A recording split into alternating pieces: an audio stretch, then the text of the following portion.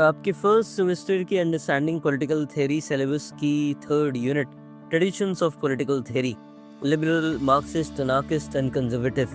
Second unit में आपने political theory को किन मेथड्स से अप्रोच किया जाता है ये समझा था, बट इन दिस यूनिट हम मच मोर स्पेसिफिक कंसेप्ट्स देखने वाले हैं now regarding the most important traditions of political theory.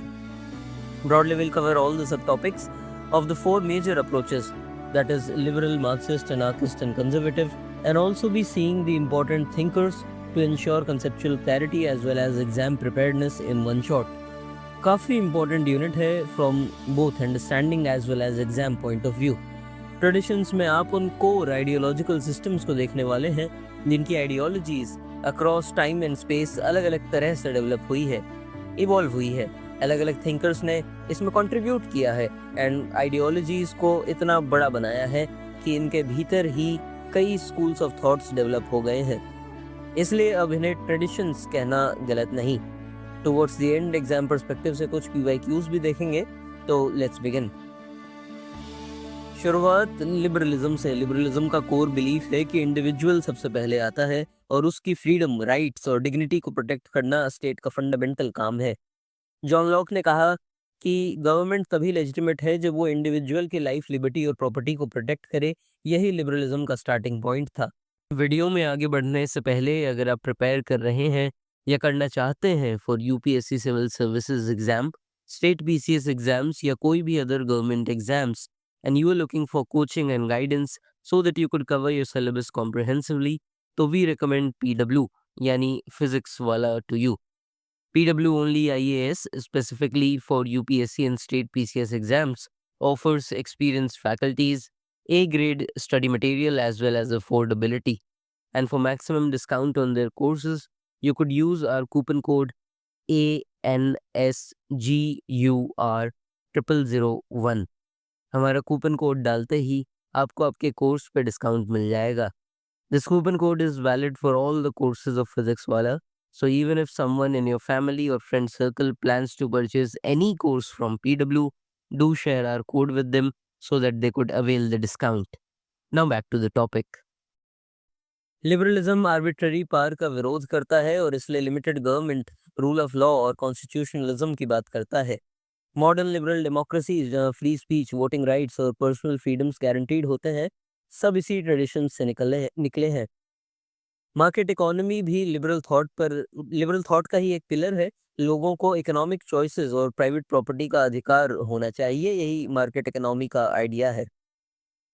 Liberalism कोई रिजिड आइडियोलॉजी नहीं है, ये इवॉल्व करता रहा है क्लासिकल लिबरलिज्म से लेके मॉडर्न वेलफेयर लिबरलिज्म तक। इसलिए आज भी जब हम फ्रीडम और जस्टिस की बात करते हैं, तब कहीं ना कहीं लिबरलिज्म की लैंग्वेज ही बोल रहे हैं हम। लिबरलिज्म की जान है इंडिविजुअल लिबर्टी। हर व्यक्ति को अपने डिसीजंस लेने की फ्रीडम होनी चाहिए जब तक वो किसी और को हार्म नहीं कर रहा। जेएस मिल की याद आपको आ ही गई होगी, द हार्म प्रिंसिपल। ये आइडिया ह्यूमन ऑटोनॉमी पे बेस्ड है। हर इंसान में रीजन और मॉरल सेंस होती है। ये ट्रेडिशन इमर्ज हुआ था एब्सोल्यूटिज्म और रिलीजियस डोमिनेशन के अगेंस्ट। लॉक, वोल्टायर जैसे थिंकर्स ने कहा कि राजा या चर्च के पास एब्सोल्यूट पावर नहीं होनी चाहिए, लोगों का कंसेंट ज़रूरी है। इसके कुछ की पिलर्स हैं, जैसे इंडिविजुअलिज्म, इंसान ही सबसे पहले आता है, ना कि समाज या राज्य। इंसान से समाज बनता है। लिबर्टी, नेगेटिव लिबर्टी का मतलब है इंटरफेरेंस से आज़ादी, और पॉजिटिव लिबर्टी का मतलब है अपने आप को रियलाइज करने की, डेवलप करने की कैपेसिटी।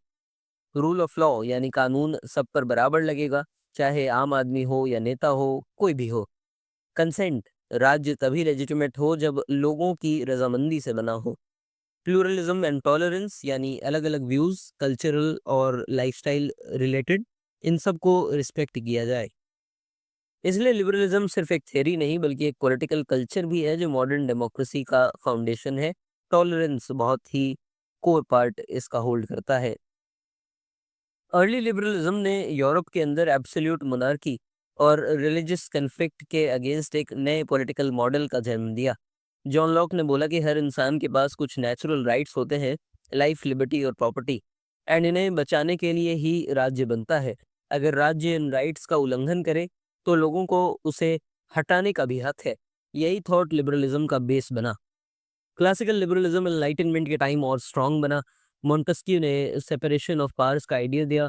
वोल्टायर ने फ्रीडम ऑफ स्पीच और रिलीजियस टॉलरेंस को सपोर्ट किया। एडम स्मिथ ने द वेल्थ ऑफ नेशंस में मार्केट इकोनॉमी का मॉडल दिया, जहां मिनिमम स्टेट इंटरफेरेंस हो।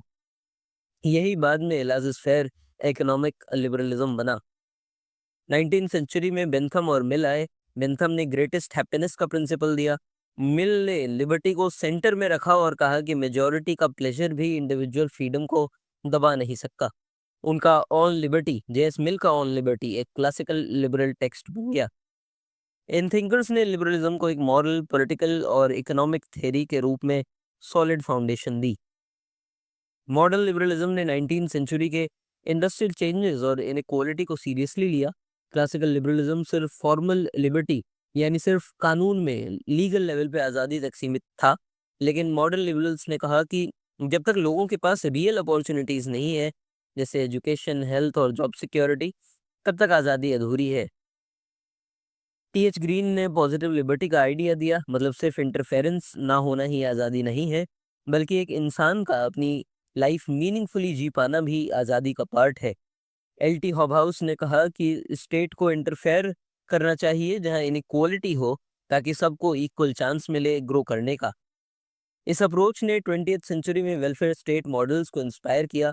पोस्ट वर्ल्ड वॉर टू में जॉन रॉल्स ने लिबरलिज्म को एक नए हाइट पर जाकर अ थ्योरी ऑफ जस्टिस लिखी। उन्होंने दो की प्रिंसिपल्स दिए, that is equal basic liberties for all, and the second one is inequality तभी सही है जब वो सबसे कमज़ोर लोगों के लिए बेनिफिशियल हो, यानी द डिफरेंशियल प्रिंसिपल। ये मॉडल लिबरलिज्म को इंडिविजुअल राइट्स के साथ साथ सोशल फेयरनेस से भी जोड़ता है, यानी अब लिबरलिज्म में वेलफेयरिस्टिक टिंट भी आ गया है। लिबरलिज्म के अंदर भी कई स्ट्रैंड्स हैं, हर एक अपने फोकस और बैकग्राउंड के साथ। पहला है क्लासिकल लिबरलिज्म। ये स्ट्रैंड नेगेटिव लिबर्टी लिबर्टी पे फोकस करता है, फ्रीडम फ्रॉम स्टेट इंटरफेरेंस पे, यही है negative liberty. Private property, individual rights और लिमिटेड सरकार इसके कोर कंसेप्ट्स हैं, यानी लिमिटेड गवर्नमेंट होनी चाहिए, constitutionalism. Market should be free.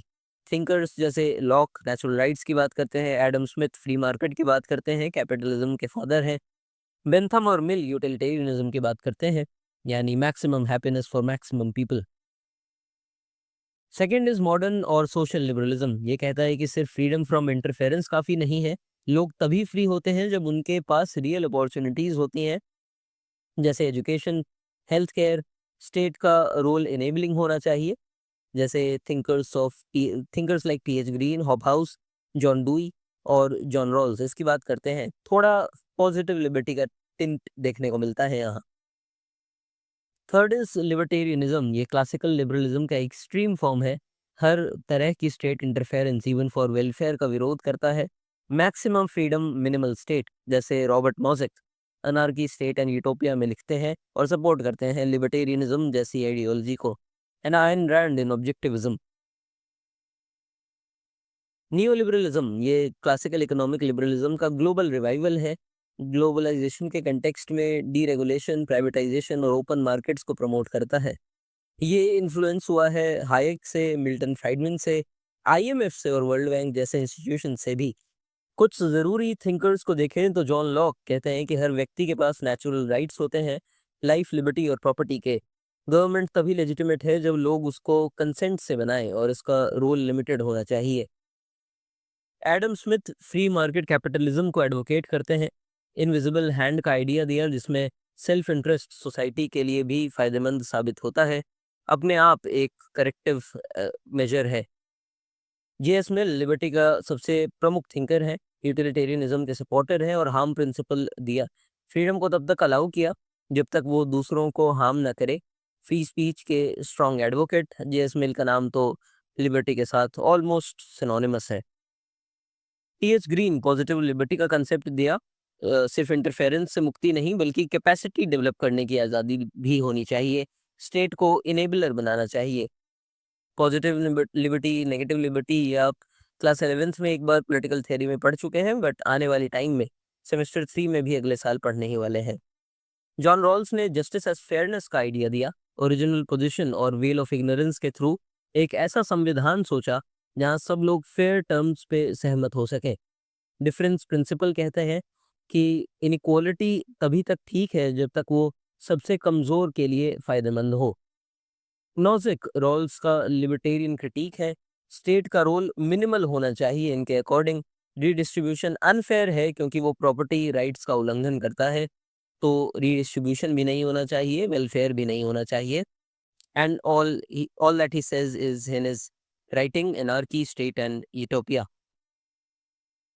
अब बात करते हैं लिबरलिज्म के कुछ इंपॉर्टेंट कंट्रीब्यूशंस की, जो सिर्फ थ्योरी तक सीमित नहीं है बल्कि रियल वर्ल्ड पॉलिटिक्स को डीपली शेप करता है। सबसे पहला और सबसे बड़ा कंट्रीब्यूशन, इंडिविजुअल फ्रीडम को टिरनी और स्टेट ओवर रीच से प्रोटेक्ट करना। लिबरलिज्म ने बताया कि स्टेट पावरफुल हो सकता है लेकिन वो अनलिमिटेड नहीं हो सकता। ये ट्रेडिशन कॉन्स्टिट्यूशनल डेमोक्रेसी और रूल ऑफ लॉ के प्रिंसिपल्स को प्रमोट करता है, जहां पावर लीगल फ्रेमवर्क्स के अंदर होती है, ना कि किसी एक इंसान के हाथ में। लिबरलिज्म ने टॉलरेंस, प्लूरलिज्म और फ्रीडम ऑफ एक्सप्रेशन जैसे आइडियाज को भी मेन स्ट्रीम बनाया। हर किसी को अपने विचार रखने का हक मिलना चाहिए। Gender equality, human rights, civil liberties सब लिबरल थॉट के ही गिफ्ट्स हैं। साथ ही ये इनोवेशन, साइंटिफिक टेम्पर और पर्सनल रिस्पॉन्सिबिलिटी को इनकरेज करता है। और सबसे क्रूशियल, ग्लोबली लिबरलिज्म ने मॉडर्न कॉन्स्टिट्यूशंस, रेवोल्यूशंस और ह्यूमन राइट्स रिजीम्स को इंस्पायर किया है। आज की दुनिया को एक लिबरल दुनिया या एटलीस्ट लिबरलिज्म की तरफ बढ़ती दुनिया कहना बिल्कुल भी गलत नहीं होगा। लिबरलिज्म ने एक आइडियोलॉजी के तौर पर शायद सबसे बड़ा इन्फ्लुएंस दे दिया है दुनिया पे।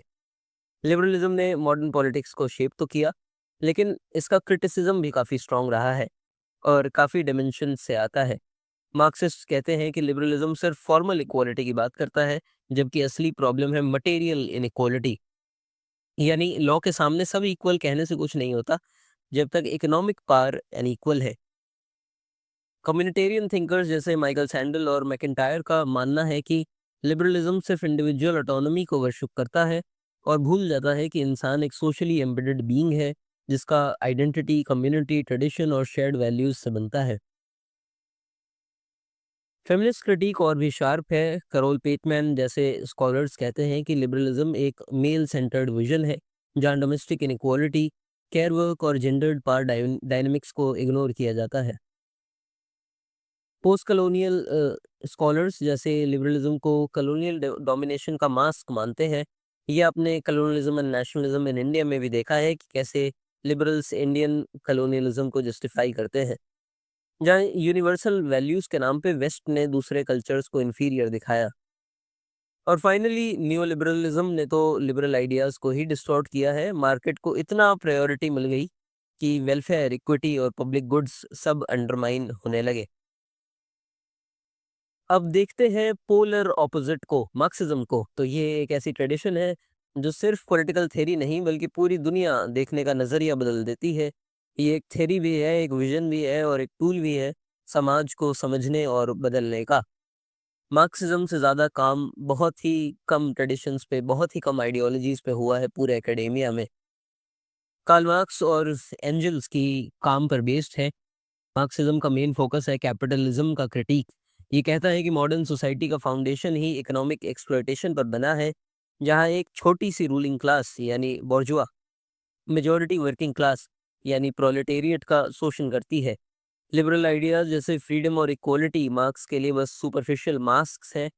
असली गेम तो है पावर एंड ओनरशिप का। मार्क्सिज्म का ड्रीम है एक ऐसी सोसाइटी जहां ना क्लास हो, ना स्टेट हो और ना मीन्स ऑफ प्रोडक्शन किसी एक के पास हो, बल्कि सबके पास कलेक्टिवली डिस्ट्रीब्यूटेड हो। यानी मार्क्सिज्म एक लिबरेशन का साइंस है, जिसमें हर रेवोल्यूशन के पीछे एक थ्योरी होती है और हर थ्योरी के पीछे एक गोल, और वो गोल है सोशल इमेंसिपेशन। मार्क्सिज्म का कोर है मटेरियलिज्म और स्पेसिफिकली हिस्टोरिकल मटेरियलिज्म। मार्क्स कहते हैं कि दुनिया को समझने के लिए सिर्फ आइडियाज देखना काफ़ी नहीं है, हमें देखना होगा कि चीज़ों का प्रोडक्शन कैसे होता है, कौन काम करता है, कौन प्रॉफिट कमाता है एंड कौन डोमिनेट करता है। लिबरलिज्म बोलता है कि सोसाइटी फ्री इंडिविजुअल्स का कॉन्ट्रैक्ट है। मार्क्स इसे रिजेक्ट करते हैं। वो कहते हैं कि सोसाइटी इकोनॉमिक इनइक्वालिटी से स्ट्रक्चर्ड होती है। यानी जो चीज़ें हमें पॉलिटिक्स, लॉ, कल्चर या इवन मोरालिटी लगती हैं, वो सब मटेरियल बेस से इन्फ्लुएंस होती है। सुपर स्ट्रक्चर की बात, यानी बाकी सब कुछ सुपरस्ट्रक्चर है on the base of economy. Historical materialism कहता है कि हर समाज एक मोड ऑफ प्रोडक्शन पे टिका हुआ है, जैसे फ्यूडलिज्म, कैपिटलिज्म एटसेट्रा। जैसे-जैसे प्रोडक्टिव फोर्सेस बदलते हैं, पुरानी स्ट्रक्चर्स इर्रेलेवेंट हो जाती है और तब होता है क्लास स्ट्रगल, यानी यही स्ट्रगल जो रेवोल्यूशन लाता है। तो मार्क्स के लिए हिस्ट्री कोई मॉरल प्रोग्रेस का सफ़र नहीं है, ये क्लास कॉन्फ्लिक्ट का बैटलफील्ड है जो मटेरियल कंडीशंस से ड्रिवन होता है। मार्क्सिस्ट थ्योरी के मुताबिक हिस्ट्री एक कंटिन्यूअस ट्रांसफॉर्मेशन का प्रोसेस है, जहां हर स्टेज अपने अंदर ही कॉन्ट्रडिक्शंस पैदा करती है, जो उसके ख़त्म होने का रीज़न बन जाती है। सबसे पहले आता है प्रिमिटिव कम्युनिज़्म, जहाँ सब कुछ शेयर्ड था, कोई प्राइवेट प्रॉपर्टी नहीं थी और क्लास भी नहीं थी। फिर आता है स्लेव सोसाइटी, जहाँ पहली बार एक क्लास ने दूसरी क्लास को डोमिनेट किया, that is slave owners versus slaves. Next step है फ्यूडलिज्म, जहाँ लैंड के मालिक द लॉर्ड्स और उन पे डिपेंडेंट थे पेजेंट्स। उसके बाद आता है कैपिटलिज्म, जो अभी डोमिनेंट है, यानी बॉर्जुआ यानी कैपिटल ओनर्स प्रॉफिट कमाते हैं और प्रोलेटेरिएट यानी वर्कर्स और लेबर्स को एक्सप्लॉइट करते हैं। बट मार्क्स कहते हैं कि कैपिटलिज्म भी खुद ही अपने कॉन्ट्रडिक्शंस क्रिएट कर देता है, इनइक्वालिटी, क्राइसिस और एक्सप्लॉइटेशन, जो इवेंचुअली एक रेवोल्यूशन की तरफ ले जाते हैं। और फिर आता है कम्युनिज्म, एक classless stateless society with common ownership. यहाँ सबसे इम्पोर्टेंट ड्राइवर है क्लास स्ट्रगल, जहाँ हर समाज में एक डोमिनेंट और एक ऑप्रेस्ड क्लास होती है। कैपिटलिज्म में ये स्ट्रगल होती है बोर्जुआ और प्रोलेटेरिएट के बीच। मार्क्स कहते हैं कि ये वर्किंग क्लास ही है जो एक दिन रेवोल्यूशन लाके एक्सप्लॉयटेटिव क्लास को और इसके सिस्टम को ख़त्म कर देती है। पॉलिटिक्स, लॉ, सोसाइटी, सब कुछ अल्टीमेटली क्लास बेस्ड होता है। मार्क्स के नज़रिए में समाज दो पार्ट्स में डिवाइडेड होता है, बेस और सुपरस्ट्रक्चर। बेस यानी इकोनॉमिक फाउंडेशन, जिसमें आता है मोड्स ऑफ प्रोडक्शन और रिलेशंस ऑफ प्रोडक्शन।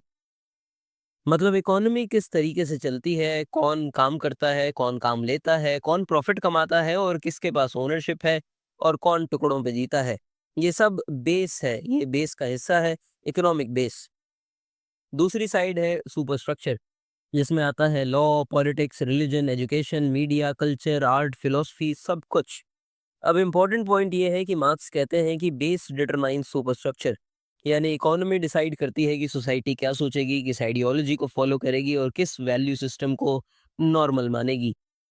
लेकिन बात यहीं ख़त्म नहीं होती, सुपरस्ट्रक्चर भी बेस को जस्टिफाई और रिप्रोड्यूस करता है। जैसे कैपिटलिस्ट लॉ प्राइवेट प्रॉपर्टी को प्रोटेक्ट करता है, या मीडिया इंडिविजुअलिज्म को ग्लोरीफाई करता है। ये सब कैपिटलिस्ट डोमिनेंस को मेंटेन करते हैं और मटेरियल एक्सप्लॉयटेशन को इनविजिबल बना देते हैं। मार्क्स के लिए कैपिटलिज्म सिर्फ इनइक्वालिटी क्रिएट नहीं करता, वो इंसान को उसकी इंसानियत से भी काट देता है। इसी प्रोसेस को मार्क्स ने कहा है एलिनेशन। अपने इकोनॉमिक एंड फिलोसॉफिक मैन्युस्क्रिप्ट्स में मार्क्स ने बताया कि एक वर्कर 4 लेवल्स पे एलिनेट होता है।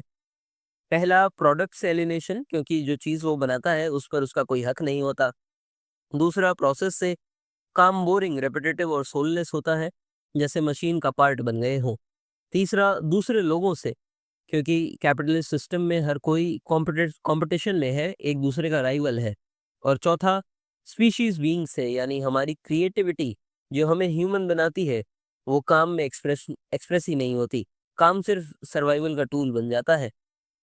ये एलिनेशन अगर आप शायद कॉलेज सोसाइटीज में भी एक्सपेक्ट कर सकते हैं, ऐसा बहुत लोग कहते हैं। दूसरी तरफ मार्क्स का सबसे शार्प इकोनॉमिक क्रिटिक है सरप्लस वैल्यू। कैपिटलिज्म में काम करने वालों को उसके काम का पूरा दाम नहीं मिलता। एक वर्कर अगर 10 घंटे काम करता है पर सिर्फ 6 घंटे का पैसा मिलता है, तो बचे हुए 4 घंटे का सरप्लस कैपिटलिस्ट के प्रॉफिट में चला जाता है। यही गैप ही है एक्सप्लॉयटेशन, जिसमें लेबर वैल्यू जनरेट करती है लेकिन उसका बेनिफिट सिर्फ ओनर उठाता है। जब अभी नारायण मूर्ति एंड अदर्स की 70 आवर्स 100 आवर्स वर्क वीक की डिबेट चल रही थी, तो यही थ्योरी की बात हो रही थी कि एम्प्लॉयज वर्क कर रहे हैं, लेकिन किसके लिए? अपने लिए नहीं, ओनर्स के लिए। मार्क्सिस्ट थॉट भी स्टैटिक नहीं रहा। जैसे ही दुनिया बदली, वैसे वैसे मार्क्सिज्म के नए स्टैंड्स इमर्ज हुए। हर एक स्टैंड ने मार्क्स के कोर आइडियाज को एक नए एंगल से समझा और अडेप्ट किया। ऑर्थोडॉक्स मार्क्सिज्म सबसे पहला वर्जन था जहां हिस्टोरिकल मटेरियलिज्म को एक डिटर्मिनिस्टिक तरीके से पढ़ा गया। इसमें माना गया कि प्रोलेटेरियन रेवोल्यूशन इनएविटेबल है, जैसे एक नेचुरल लॉ हो। मार्क्सिज्म लेनिनिज्म के ने रेवोल्यूशन को गाइड करने के लिए एक वैनगार्ड पार्टी की जरूरत बताई। लेनिन ने डेमोक्रेटिक सेंट्रलिज्म और सेंट्रलाइज्ड प्लानिंग का मॉडल यूएसएसआर का फाउंडेशन बना, और लेनिन ने तो कई रेवोल्यूशंस को इंस्पायर किया। इंडिया में भी भगत सिंह और अदर सोशलिस्ट्स लेनिन से इंस्पायर्ड थे। वेस्टर्न मार्क्सिज्म ने इकोनॉमी से हटके कल्चर, आइडियोलॉजी, एलिनेशन और सब्जेक्टिविटी जैसे कंसेप्ट्स पे फोकस किया, जैसे फ्रैंकफर्ट स्कूल के थिंकर्स ने। क्रिटिकल थ्योरी ने डोमिनेशन और इमेंसिपेशन के इश्यूज को मॉडर्न रैशनैलिटी की क्रिटिक के साथ जोड़ा। नियो मार्क्सिज्म ने क्लास के साथ साथ रेस, जेंडर और कलोनिज्म जैसे फैक्टर्स को भी इंक्लूड किया, एक नॉन रिडक्शनिस्टिक अप्रोच। पोस्ट मार्क्सिज्म ने क्लास को रिजेक्ट नहीं किया, पर उससे एक्सक्लूसिव लेंस बनाना बंद कर दिया। इस स्टैंड में डिस्कोर्स और कंटिजेंसी पे ज्यादा फोकस था। और थर्ड वर्ल्ड मार्क्सिज्म ने एंटी कलोनियल स्ट्रगल्स और सोशलिज्म को मर्ज किया। ये एक नेशनलिज्म के साथ रेजिस्टेंस का यूनिक ब्लेंड है, जैसा कि हमने इंडियन कॉन्टेक्स्ट की भी बात की इंडियन फ्रीडम स्ट्रगल में। मार्क्सिस्ट ट्रेडिशन में कई थिंकर्स आए जिन्होंने थ्योरी को डीपन किया और नए डायमेंशंस ऐड किए। सबसे पहले ऑफ कोर्स कार्ल मार्क्स, जिन्होंने हिस्टोरिकल मटेरियलिज्म, सरप्लस वैल्यू और कैपिटलिज्म के क्रिटिक के कोर कंसेप्ट्स दिए। मार्क्स के बिना मार्क्सिज्म का कोई वजूद ही नहीं है। उनके साथ थे फ्रेडरिक एंजल्स, इक्वली इम्पोर्टेंट। उन्होंने डायलेक्टिक्स ऑफ नेचर पे काम किया, और the origin of the family, जिसमें उन्होंने प्राइवेट प्रॉपर्टी और पैट्रियार्की के लिंक्स एक्सप्लेन किए। फिर व्लादिमीर लेनिन ने मार्क्सिज्म को रेवोल्यूशनरी प्रैक्टिस में ट्रांसलेट किया। उनका आइडिया ऑफ वैनगार्ड पार्टी और imperialism as the highest stage of capitalism ने 20th सेंचुरी की पॉलिटिक्स बदल दी। एंटोनियो ग्राम्स्की ने बताया कि रूलिंग क्लास सिर्फ फोर्स से नहीं बल्कि कल्चरल हेजिमनी के थ्रू भी रूल करती है। उनका war of position versus war of manoeuvre का आइडिया रेजिस्टेंस का स्ट्रेटजी बना। ग्राम्स्की को आप बहुत डिटेल में पढ़ने वाले हैं in your next semester in comparative politics. George Lucas ने राइफिकेशन और क्लास कंसेशनस के जैसे आइडियाज डेवलप किए, जिसमें उन्होंने बताया कि कैसे ह्यूमंस खुद अपनी क्रिएशन का गुलाम बन जाते हैं। हर्बर्ट मार्क्यूज ने कंज्यूमर कैपिटलिज्म को क्रिटिक किया अपनी बुक में in the one dimensional man में, जिसमें उन्होंने दिखाया कि कैसे फ्रीडम की जगह कंफर्ट ने ले ली है। लुइस ऑल्सर ने इंट्रोड्यूस किया आइडियोलॉजिकल स्टेट अपैरेटस का कॉन्सेप्ट, जिसमें एजुकेशन, मीडिया, रिलीजन जैसे इंस्टीट्यूशंस का रोल एक्सप्लेन किया इन मेंटेनिंग द स्टेटस को। और फ्रांस फैनन ने कलोनियलिज्म के अगेंस्ट एक साइकोलॉजिकल और वायलेंट रेजिस्टेंस की थ्योरी दी। उनका काम कलोनियल वायलेंस और लिबरेशन साइकोलॉजी पर डीपली इन्फ्लुएंशियल रहा, specially in the global south. Marxism की सबसे बड़ी कंट्रीब्यूशन है उसका पावरफुल क्रिटिक ऑफ कैपिटलिज्म। ये सिस्टम को एक्सीडेंट नहीं बल्कि प्लान्ड एक्सप्लॉयटेशन के रूप में समझता है। यहाँ इनइक्वालिटी और क्राइसिस कोई गलती नहीं बल्कि कोर फीचर है, कैपिटलिज्म के कोर फीचर। यानी कैपिटलिज्म होगा तो इनइक्वालिटी होगी ही होगी। इसने एक मटेरियलिस्ट लेंस दिया सोसाइटी को देखने का, जिसमें क्लास, लेबर और प्रोडक्शन को सेंट्रल रखा गया। यानी अगर आप पॉलिटिक्स, कल्चर या लॉ को समझना चाहते हैं तो पहले इकोनॉमी और क्लास स्ट्रक्चर को समझना होगा। मार्क्सिज्म का गोल सिर्फ दुनिया को इंटरप्रेट करना नहीं था, जैसा मार्क्स ने कहा, the point is to change it. इसलिए एक रेवोल्यूशनरी ट्रेडिशन है, थ्योरी के साथ साथ एक्शन का कमिटमेंट भी है। वेस्टर्न मार्क्सिज्म ने हमें ये समझाया कि पावर सिर्फ फोर्स नहीं, आइडियोलॉजी और कंसेंट मैन्युफैक्चर करके भी चलती है। डोमिनेशन सटल भी हो सकता है। और फाइनली मार्क्सिज्म एक सॉलिडेटरी फ्रेमवर्क प्रोवाइड करता है, जहां दुनिया भर के ऑप्रेस लोग एक शेयर्ड उस स्ट्रगल के थ्रू एमेंसिपेशन की तरफ बढ़ सकते हैं।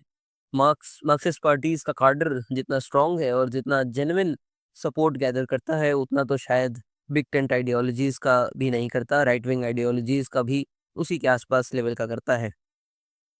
मार्क्सिज्म जितनी इन्फ्लुएंशियल रही उतनी ही उसकी क्रिटिसिज्म भी स्ट्रांग रही है, और कई वैलिड पॉइंट्स उठाए गए हैं। सबसे पहला क्रिटिक है इकोनॉमिक डिटर्मिनिज्म। क्रिटिक्स कहते हैं कि मार्क्सिज्म हर चीज़ को इकोनॉमी के लेंस से देखता है, जैसे कल्चर, रिलीजन, जेंडर, कास्ट सब बस सेकेंडरी हो जाते हैं। इससे सोसाइटी की कॉम्प्लेक्सिटी सिंप्लीफाई हो जाते हैं, सब कुछ इकोनॉमिक नहीं होता। दूसरा मेजर कंसर्न है हिस्टोरिकल इनएक्यूरेसी। मार्क्स ने कहा था कि कैपिटलिस्ट सोसाइटीज़ में इनएविटेबल प्रोलेटेरिएट रेवोल्यूशन होगा, पर रियलिटी में रेवोल्यूशंस एग्रेरियन सोसाइटीज़ में आए, जैसे रशिया और चाइना। यानी थ्योरी और प्रैक्टिस का मिसमैच हो गया। रेवोल्यूशन तो उल्टा उन एग्रेरियन सोसाइटीज़ में ही आ गए। तीसरा पॉइंट है अथॉरिटेरियन लेगेसी, जहां मार्क्सिस्ट स्टेट्स ने जैसे यूएसएसआर, चाइना में डिसेंट को सप्रेस किया गया। लेनिनिस्ट वैनगार्डिज्म ने डेमोक्रेसी के नाम पर ब्यूरोक्रेटिक डिक्टेटरशिप बना दी। यूएसएसआर के तो फॉल का कारण भी वन ऑफ द रीजंस यही था कि बहुत ज़्यादा अथॉरिटेरियनिज्म बढ़ गया था। चौथा क्रिटिसिज्म है यूटोपियनिज्म। एक क्लासलेस स्टेटलेस सोसाइटी का आइडिया कुछ लोगों को अनरियलिस्टिक लगता है। क्या इंसान अपना प्राइवेट इंटरेस्ट, एम्बिशन या कंपटीशन सच में छोड़ सकता है? क्या ये यूटोपिक नहीं है? और lastly, neglect of agency and diversity. Traditional Marxism mostly class पे फोकस करता था, लेकिन जेंडर, कास्ट, रेस जैसे दूसरे ऑपरेशंस के एक्सेस को इग्नोर करता था। इसी वजह से फेमिनिस्ट्स, पोस्ट कॉलोनियल और क्यूअर स्कॉलर्स ने मार्क्सिज्म के क्लास रिडक्शनिज्म को चैलेंज किया है। आगे बढ़ें पॉलिटिकल थ्योरी की सबसे रेडिकल और मिसअंडरस्टूड ट्रेडिशंस में से एक देखें तो अनार्किज्म। नाम सुनते ही लोग सोचते हैं कि मतलब होगा केओस, वायलेंस, लॉलेसनेस, पर असल में इसका मतलब है विदाउट रूलर्स, यानी बिना जबरदस्ती वाली अथॉरिटी के। एनार्किज्म का विजन एक ऐसी सोसाइटी का है जहां स्टेट जैसे कोर्सिव इंस्टीट्यूशंस ना हो और लोग वॉलंटरी कॉपरेशन, म्यूचुअल एड और सेल्फ गवर्नेंस के थ्रू मिलके अपनी सोसाइटी चलाए। ये ट्रेडिशन ये मानता है कि इंसान इनहेरेंटली कैपेबल है अपना सिस्टम चलाने के, बिना फोर्स, सर्वेलेंस या टॉप डाउन पार के। इस फिलॉसफी का कोर बिलीफ है कि कोर्सिव अथॉरिटी तब तक इनलेजिटिमेट है जब तक वो कंसेंट और रेसिप्रोसिटी से जस्टिफाई ना हो। और अनार्किस्ट्स के नज़रिए में स्टेट सिर्फ एक रेफरी नहीं है, बल्कि वायलेंस का मोनोपोलाइजर है, जो हमेशा ऑपरेशन का टूल बन जाता है। इसलिए अनार्किज्म कहता है state must be dismantled, not reformed. Anarchism के कोर कंसेप्ट्स को समझना ज़रूरी है, क्योंकि ये सिर्फ नो रूल्स कहने वाली आइडियोलॉजी नहीं है। ये एक ऑल्टरनेट विजन है सोसाइटी के लिए जो कोर्जन और डोमिनेशन के बिना चले। सबसे पहला कंसेप्ट है एंटी स्टेटिज्म। एनार्किस्ट कहते हैं कि स्टेट अपने स्ट्रक्चर में ही कोर्सिव और हायरार्किकल होती है, इसलिए उसका होना ही ऑपरेशन है। इसके बदले में एनार्किज्म प्रमोट करता है वॉलंटरी एसोसिएशन, जहां सोशल रिलेशंस, फ्री एग्रीमेंट और म्यूचुअल कॉपरेशन पे बेस्ड हों। क्रॉपकिन ने कंसेप्ट दिया ऑफ म्यूचुअल एड, जिसमें ये बताया कि नेचर में भी कॉपरेशन कंपटीशन से ज़्यादा सस्टेनेबल होती है और वही सोसाइटी में भी होना चाहिए। ऑटोनॉमी और सेल्फ गवर्नेंस का मतलब है लोकल लोग खुद अपने फैसले करें, बिना किसी सेंट्रलाइज्ड रूलर के। Direct actions means protest, strikes या सिटिंग्स, बिना किसी पॉलिटिकल मिडलमैन के। और फाइनली प्रीफ्रिगेटिव पॉलिटिक्स, यानी जो फ्यूचर चाहते हो उसी तरीके से आज से जीना शुरू करो। अनार्किज्म कहता है हमें ऑर्डर रिजेक्ट नहीं करते, बल्कि टॉप डाउन कंट्रोल से आज़ादी चाहते हैं, हायरार्की से आज़ादी चाहते हैं। एनार्किज्म का इमर्जेंस 19th सेंचुरी में हुआ और ये लिबरलिज्म और मार्क्सिज्म दोनों का राइवल और पैरेलल ट्रेडिशन बन गया। जब कैपिटलिज्म ग्रो कर रहा था, स्टेट सेंट्रलाइज्ड हो रहा था और वर्कर्स का एक्सप्लॉयटेशन पीक पे था, तब अनार्किज्म ने एक रेडिकल रेजिस्टेंस का रूप लिया। अर्ली अनार्किस्ट ने सिर्फ थ्योरी नहीं, बल्कि लेबर मूवमेंट्स, रेवोल्यूशंस और एंटी इंपीरियलिस्ट स्ट्रगल्स का एक्टिवली हिस्सा बन के दिखाया। विलियम गॉडविन ने तो पहला मॉडर्न अनार्किस्ट माना जाता है उन्हें। उनकी 1793 की book enquiry concerning political justice में उन्होंने कहा था कि गवर्नमेंट अपने स्ट्रक्चर में ही करप्टिंग होती है और रैशनल वॉलंटरी ह्यूमन रिलेशंस ही रियल जस्टिस के बेस हो सकते हैं। ले- लेकिन अनार्किज्म की डिस्टिंक्ट आइडेंटिटी शेप की थिंकर्स लाइक प्रोudhon, बाकुनिन और कोपॉटकिन ने। प्रोudhon की फेमस लाइन याद रखना, प्रॉपर्टी इज थेफ्ट। उन्होंने कैपिटलिस्ट प्राइवेट प्रॉपर्टी को एक्सप्लॉयटेटिव बताया। बैकुनिन ने मार्क्स का क्रिटिसाइज करते हुए कहा कि वार्न किया कि पॉलिटिकल सेंट्रलाइजेशन से नई टिरनी पैदा होती है। और कपाटकिन ने सोशल डायवर्निज्म के जवाब में म्यूचुअल एड की थियरी से कंपटीशन नहीं, बल्कि कोऑपरेशन भी नेचर का एसेंशियल पार्ट है, ये दिखाया। लेट 19th और अर्ली 20th सेंचुरी में अनार्किज्म ने स्पेन, इटली, रशिया, मेक्सिको और यूएस जैसे देशों में रेवोल्यूशंस और वर्कर अपराइजिंग्स को इंस्पायर किया। Spanish civil war anarchist history का लैंडमार्क इवेंट है, जहां कैटलोनिया में एनार्किस्ट कलेक्टिव्स ने स्टेट के बिना सोसाइटी ऑपरेट की, एक real world experiment of anarchist ideals. Anarchism के अंदर भी काफी डिवर्स स्टैंड्स हैं, सभी का कॉमन गोल है अथॉरिटी को चैलेंज करना, लेकिन अप्रोच अलग अलग है। First is the individualist anarchism, personal freedom और सेल्फ ओनरशिप को सेंट्रल रखता है। मैक्स टिमर जैसे थिंकर्स कहते हैं कि हर इंडिविजुअल का ईगो ही अल्टीमेट अथॉरिटी है और सब कुछ वॉलंटरी एग्रीमेंट पर बेस्ड होना चाहिए। कलेक्टिविस्ट अनार्किज्म मिखाइल बाकुनिन से लिंक्ड है। ये कहता है कि मीन्स ऑफ प्रोडक्शन सबके लिए कलेक्टिव कंट्रोल में होने चाहिए और लिबरेशन पॉसिबल तभी है जब मासेस रेवोल्यूशनरी इंसरेक्शन के सिस्टम को उठा के फेंक दे। अनार्को कम्युनिज्म पीटर कॉपटकिन का विजन है, जहां कम्युनल ओनरशिप के नीड बेस्ड डिस्ट्रीब्यूशन होती है, लेबर के हिसाब से नहीं बल्कि ज़रूरत के हिसाब से रिसोर्सेज मिले। पैसिफिस्ट अनार्किज्म थोड़ा यूनिक है, नॉन वायलेंस को सेंट्रल रखता है। टॉल्स्टॉय और गांधी के आइडियाज यहीं से मेजर इन्फ्लुएंस होते हैं। ये आज तक डिस्कोर्स चलती है कि क्या गांधी अनार्किस्ट है, pacifist Pacific anarchist. Change should come peacefully, ये मेजर आइडिया है।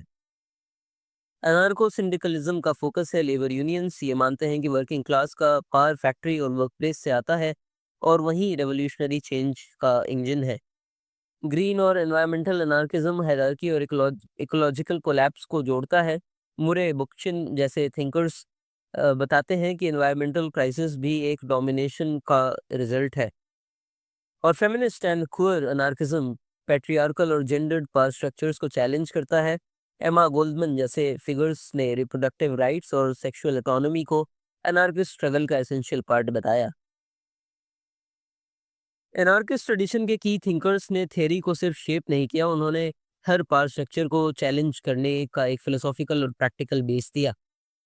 गोदविन को माना जाता है फर्स्ट मॉडर्न एनार्किस्ट। उन्होंने गवर्नमेंट को इनहेरेंटली करप्टिंग बताया और रैशनल वॉलंटरी मोरालिटी की तरफ आर्ग्यू किया, हम बात कर ही चुके हैं। पेरी जोसेफ का iconic statement property is theft याद रखने वाली चीज है। उन्होंने म्यूचुअलिज्म प्रपोज किया, जहाँ डिसेंट्रलाइज्ड इकोनॉमिक नेटवर्क्स और कोऑपरेटिव एक्सचेंज हो। बैकुनिन ने एंटी अथॉरिटेरियन सोशलिज्म का रास्ता दिखाया। मार्क्स ने सेंट्रलाइज्ड मॉडल का फियर्स क्रिटिक दिया और उन्होंने वार्न किया कि एक नए स्टेट के आने से पुरानी टिरनी ही रिपीट होगी, जो हमें अगेन यूएसएसआर जैसे मॉडल्स में दिखा।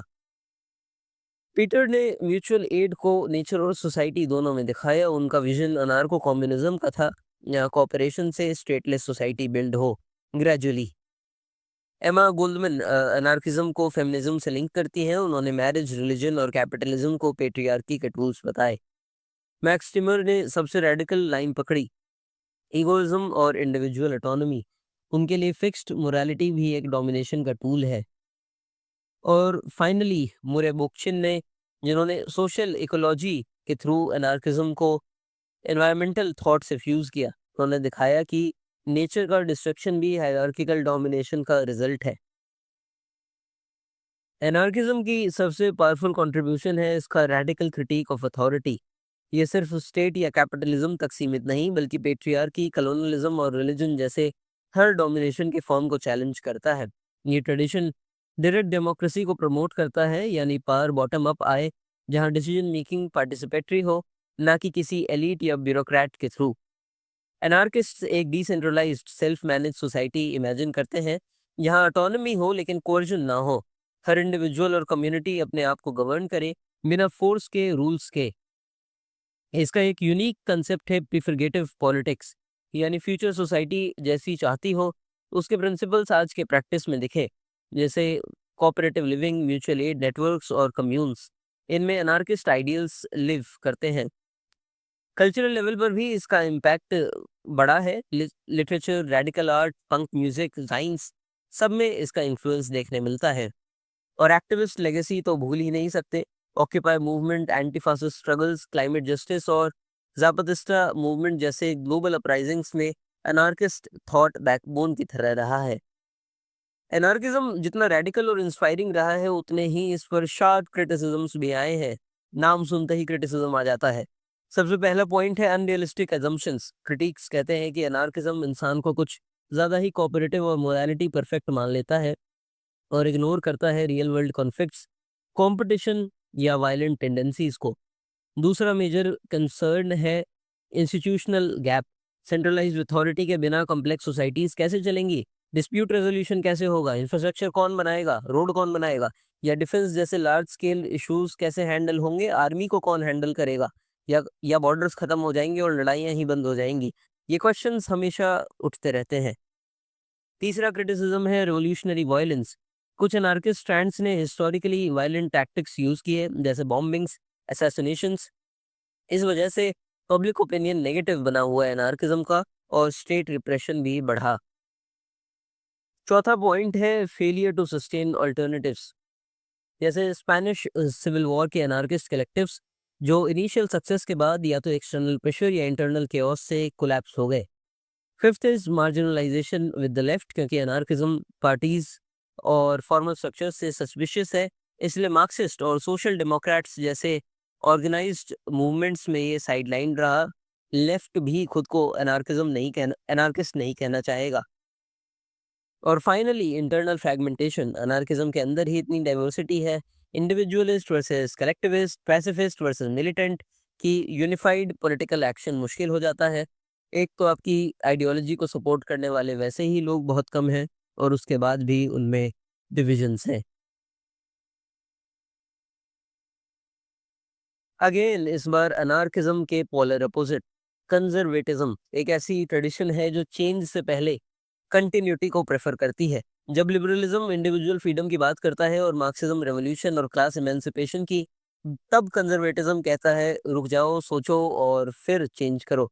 इसका कोर बिलीफ है कि हर सोसाइटी की इनहेरिटेड विजडम, ट्रेडिशंस और इंस्टीट्यूशंस में एक ऑर्गेनिक बैलेंस होता है जो टाइम के टेस्ट से गुजरा है। इसलिए कंजर्वेटिज्म हमेशा रेडिकल या यूटोपियन रिफॉर्म्स के अगेंस्ट कॉशियस होता है। ये कोई फिक्स्ड पॉलिटिकल प्लान नहीं देता, बल्कि एक डिस्पोजिशन है, एक एटीट्यूड है जो कहता है कि पहले एग्जिस्टिंग सिस्टम को समझो, उसकी वैल्यू को अप्रिशिएट करो, उसने जो स्टेबिलिटी दी है उसको अप्रिशिएट करना सीखें। माइकल ने इसको ब्यूटीफुली समराइज किया है। A conservative prefers the familiar to the unknown, the tried to the untried. यानी फेमिलियर को प्रेफर किया गया अननोन से, और एक ट्राइड सिस्टम को प्रेफर किया जाता है एक अनट्राइड सिस्टम से। इसलिए चेंज के प्रति एक रेजिस्टेंस दिखता है। यानी कंजर्वेटिज्म रिवॉल्यूशनरी पॉलिटिक्स के जगह प्रूडेंस, स्टेबिलिटी और ग्रेजुअल रेवोल्यूशन में बिलीफ रखता है। हर जगह थोड़ा अलग, पर उसी माइंडसेट के साथ। कंजर्वेटिज्म का विजन ग्राउंडेड है रियलिज्म में। ये ह्यूमन नेचर को आइडियलिस्टिक नहीं बल्कि फ्लॉड और लिमिटेड मानता है। इसीलिए इसका अप्रोच होता है protect, preserve and evolve slowly. सबसे पहला कंसेप्ट है ट्रेडिशन। कंजर्वेटिज्म के लिए पास्ट प्रैक्टिसेस एक कलेक्टिव विजडम है जो जनरेशन्स के एक्सपीरियंस से बनी होती है। ये हमें आइडेंटिटी, कंटिन्यूटी और टेस्टेड सॉल्यूशंस देती है। दूसरा है ऑर्डर एंड अथॉरिटी। क्योंकि इंसान फॉलिबल है, तो सोसाइटी में स्टेबिलिटी के लिए इंस्टीट्यूशंस ज़रूरी होते हैं, जैसे फैमिली, रिलीजन, मोनार्की या लॉ। आप इंसान पे चीज़ें नहीं छोड़ सकते। कंटिन्यूटी भी एसेंशियल है, रिफॉर्म्स होने चाहिए, लेकिन ऑर्गेनिक ग्रोथ के थ्रू, ना कि रेवोल्यूशन के जरिए पूरा सिस्टम ही डिसमेंटल नहीं करना चाहिए। कंजर्वेटिव्स एब्स्ट्रैक्ट रीजन पे भी स्केप्टिकल होते हैं। वो कहते हैं कि सिर्फ थ्योरी से सोसाइटी रीडिज़ाइन हो जाए तो क्या बात। ग्राउंड रियलिटीज़ और लिव्ड एक्सपीरियंसेस भी मैटर करते हैं, और उन्हें कंसिडर करते हैं कंजर्वेटिव्स। हायरार्की और इनइक्वालिटी को वो नेचुरल और फंक्शनल मानते हैं। सब इक्वल हो ये ज़रूरी नहीं है, लेकिन फेयर और स्टेबल स्ट्रक्चर हो ये इम्पोर्टेंट है। और finally patriotism and private property. अपने देश, कल्चर और हिस्ट्री से प्रेम होना और अपना कुछ होने का सेंस, दोनों ही रिस्पॉन्सिबिलिटी और स्टेबिलिटी को प्रमोट करता है। इन वजहों की वजह से ही कंजर्वेटिज्म एक बहुत ही इम्पोर्टेंट वोट बैंक बना चुका है across all countries and continents. आप किसी भी पॉलिटिकल सिस्टम में जाएं, कंजर्वेटिज्म के सपोर्टर्स आपको मिलते ही हैं। एक डेडिकेटेड वोट बैंक है। मॉडर्न कंजर्वेटिज्म का जन्म हुआ रिएक्शन में, specifically against the French revolution, जब मोनार्की, एरिस्टोक्रेसी और चर्च को सडनली डिसमेंटल किया गया और सोसाइटी वायलेंस और टेरर में डूब गई। तब कई थिंकर्स को लगा कि ये रैशनलिज्म का ओवरडोज था। इसी कंटेक्स्ट में उभर के आए एडमंड बर्क, जो मॉडर्न कंजर्वेटिज्म के फाउंडिंग फादर माने जाते हैं। उनकी 1790 की famous work reflections on the revolution in France में उन्होंने वार्न किया कि सिर्फ रीजन के बेसिस पे सोसाइटी को रीडिजाइन करना नाइव और डेंजरस हो सकता है। बर्क के लिए सोसाइटी एक ऑर्गेनिक एंटिटी थी जिसमें इंस्टीट्यूशंस जैसे मोनार्की, रिलीजन और फैमिली सोशल पर्पस सर्व करते हैं। अगर आप इन्हें सडन रेवोल्यूशन से तोड़ते हो तो सोसाइटी की इनविजिबल ग्लू टूट जाती है।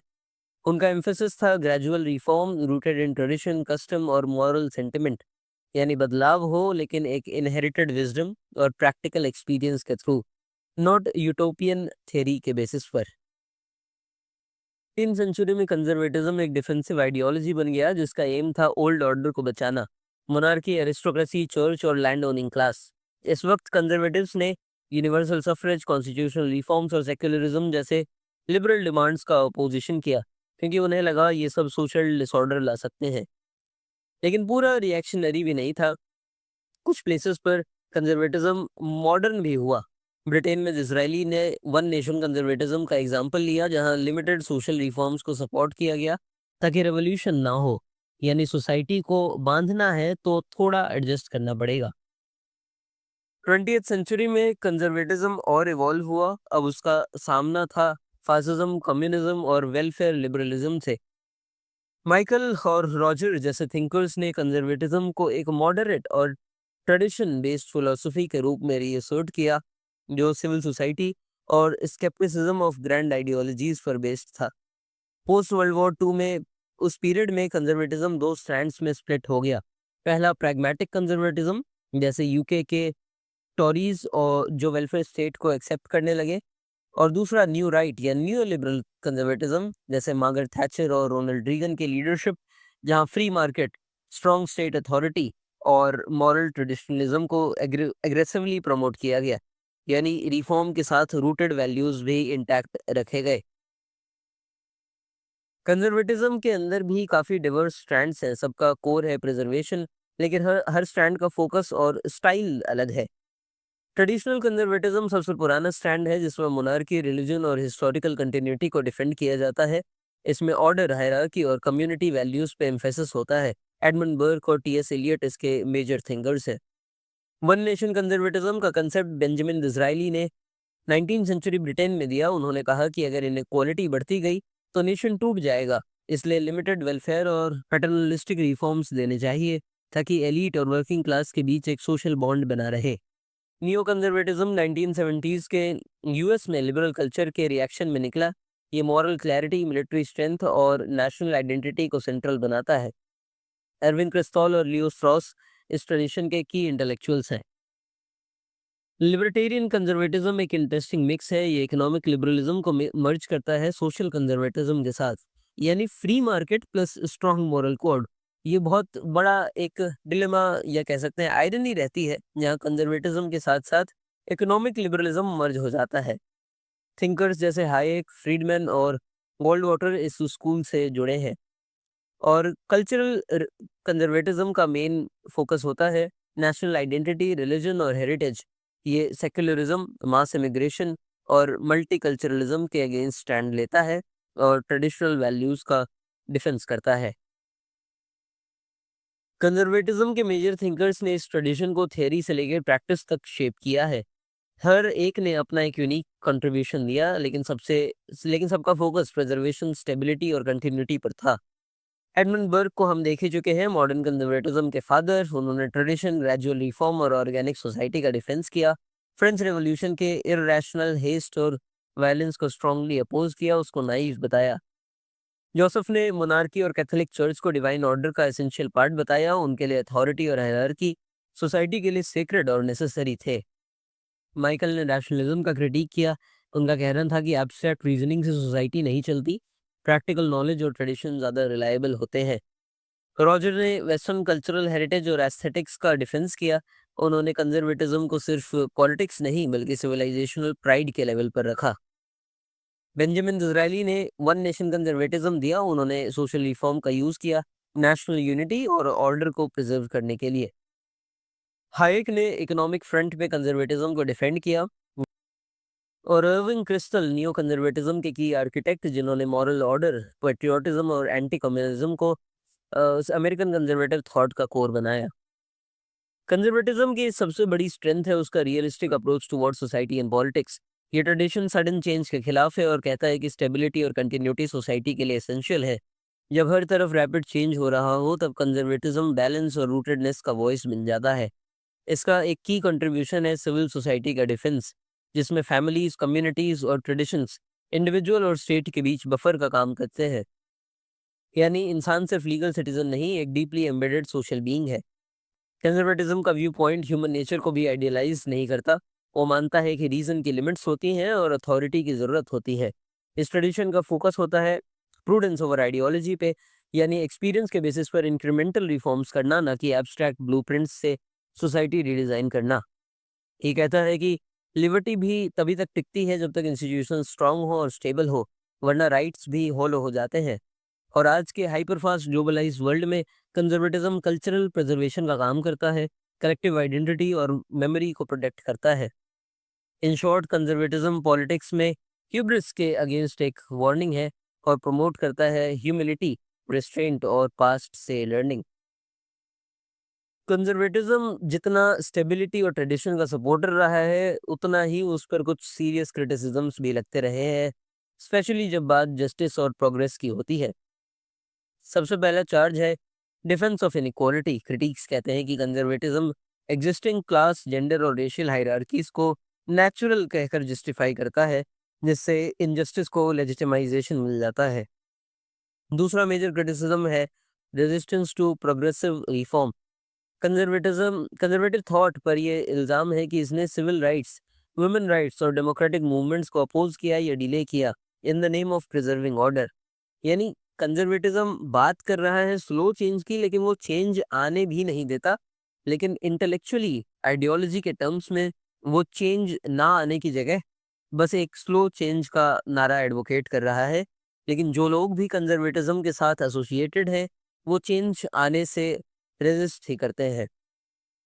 तीसरा पॉइंट है anti rationalism and elitism.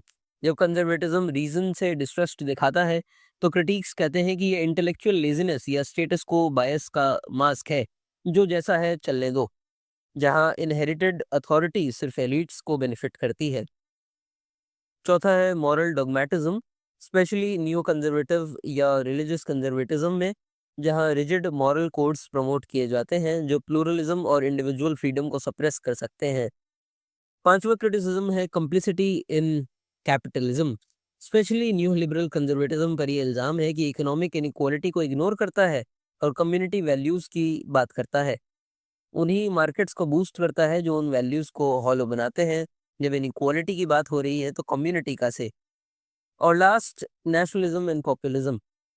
Modern conservatism कभी-कभी एथनो नेशनलिस्ट पॉपुलिज्म के साथ मर्ज हो जाता है, जहां आइडेंटिटी को वेपनाइज किया जाता है और डेमोक्रेटिक नॉर्म्स को वीकन किया जाता है, all in the name of preserving culture. पूरी दुनिया में या इंडिया में भी जो न्यू राइट विंग का इमर्जेंस आप देखते हैं, वो इसी क्रिटिक का पार्ट है। तो ये था एक glimpse into your UPT third unit, liberalism, Marxism, anarchism and conservatism. We've covered all that you would need for this unit, from the introduction to all the four traditions, their core concepts, their historical evolution, their different stands or schools of thoughts within them, the major contributions and challenges.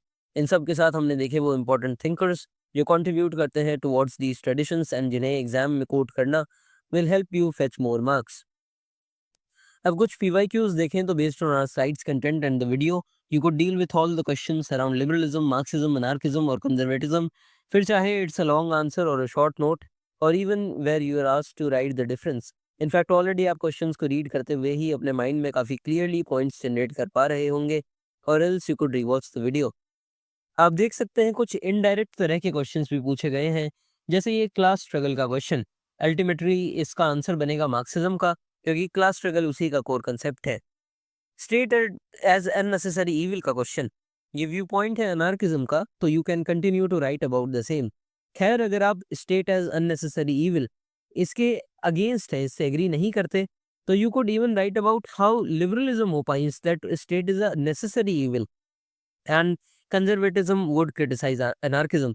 तो आप दोनों तरह से answer कर सकते हैं इसे, state as unnecessary evil वाले क्वेश्चन को। एक basic pro tip college exams के लिए and specifically for this unit कि इवन इफ कोई स्पेसिफिक क्वेश्चन आ जाए, let's say only on conservatism, फिर भी आप लिबरलिज्म या अनार्किज्म से रिलेटेड कंसेप्ट, एवोल्यूशन में कोरिलेशंस या डिफरेंसेस, क्रिटिसिज्म्स को नोट करके ऑलमोस्ट पूरी यूनिट से हेल्प ले सकते हैं in your answer, interlinking everything centrally to conservatism. This was just an example. तो इतना ही था इस वीडियो में। We hope that you will proceed to learn more on the discuss topics from various academic and non-academic sources. In the I button above and the description box, there are some easily navigable links which may aid your curiosity and understanding. Thank you so much for tuning in till the very end. The PDF of the slides could be downloaded from the WhatsApp and Telegram channels of The Political. Please press the like button, subscribe to The Political, and most importantly, share the video with your peers and classmates only if you find it helpful. जल्दी मिलते हैं with the next unit.